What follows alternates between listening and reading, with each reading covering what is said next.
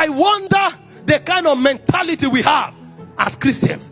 We don't take any responsibility for society.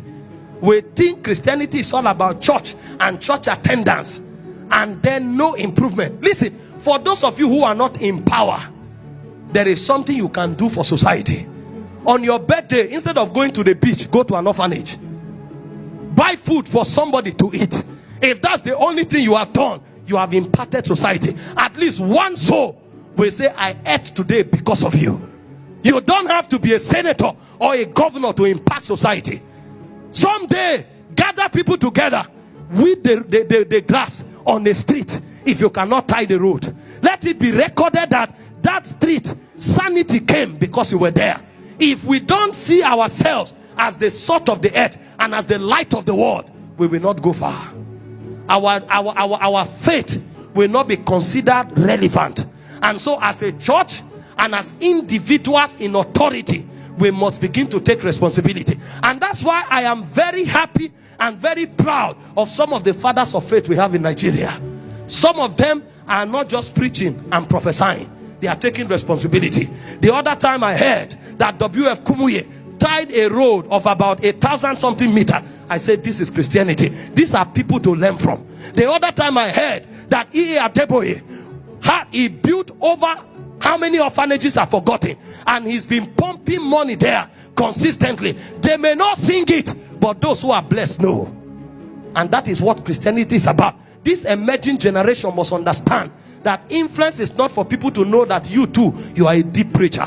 You must understand that Christianity is not just to come to God every day and say, I receive, I receive. Christianity must become relevant, and it must become relevant to our present society. Take responsibility from where you are, and God begins to enlarge you. If your life does not impact and transform men, you don't know what Christianity is about. Christianity is not a religion, but there's a religion in Christianity. And what does the Bible call that religion? It says to remember the widow. It's to remember the orphans. When was the last time you remember the poor around you? When was the last time you remember the orphan? And you are hoping that God will make you president, God will make you influential. What will be the purpose if it's all about food to eat? Your life is bigger than what to eat. Your life is bigger than food. Your life is bigger than what to wear. There is a society waiting for you. That's why the grace of God is on your life. Because when you meet people, you change their story. When you meet people, you give them a reason to know that God is good. James said, if a man comes to you and is hungry, he said, what is the benefit it is to that man if you tell him the Lord be with you, if you don't give him what to eat? Christians are growing very, very irresponsibly. And that's why even the ones that are in power don't know that they are supposed to be there as an example. What a shame that we have more than 50 senators and it doesn't reflect in policies. What a shame that we have more than 50 senators. It doesn't reflect in advancement in society. What a shame that we have more than 20 governors, but society is still crying. And then you ask yourself, who are those leaders? Didn't they come from churches? Didn't they pass through churches? What were they taught? How come this scepter has no impact?